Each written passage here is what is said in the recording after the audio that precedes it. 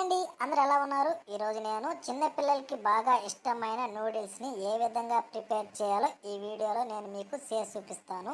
ముందుగా మన ఛానల్ని ఫస్ట్ టైం చూస్తున్న వాళ్ళు లైక్ చేయండి, షేర్ చేయండి, సబ్స్క్రైబ్ చేయండి. పక్కనే ఉన్న బెల్ ఐకాన్ కూడా ప్రెస్ చేయండి. ముందుగా స్టవ్ పైన ప్యాన్ పెట్టి 2 టేబుల్ స్పూన్ ఆయిల్ వేసుకొని ఆయిల్ బాగా వేడెక్కిన తర్వాత ముందుగా కట్ చేసి పెట్టుకున్న 2 పచ్చిమిర్చి, 1 ఆనియన్ ముక్కలను, కరివేపాకును కూడా ఇందులో వేసుకొని బాగా మిక్స్ చేసుకోవాలి.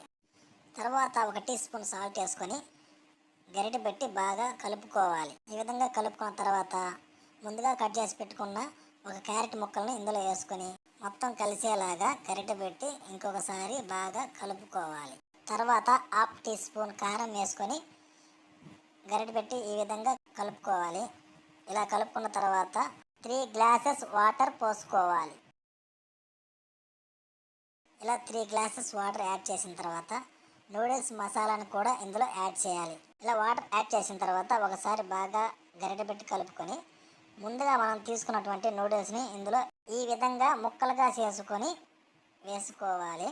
ఈ విధంగా ఇందులో వేసుకున్న తర్వాత 3 లేదా 4 నిమిషాలు మూత పెట్టి బాగా ఉడకనివ్వాలి.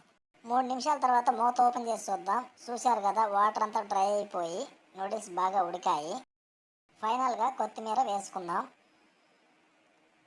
ఇంతేనండి, నూడిల్స్ రెడీ అయిపోయాయి. ఇప్పుడు వేరే బౌల్లోకి తీసుకుందాం. ఇంతేనండి, చాలా సింపుల్. 5 మినిట్స్లో నూడిల్స్ ఎలా చేయాలో నేను మీకు చేసి చూపించాను. ప్రతి ఒక్కరు కూడా ఇంట్లో ఈ విధంగా ట్రై చేయండి.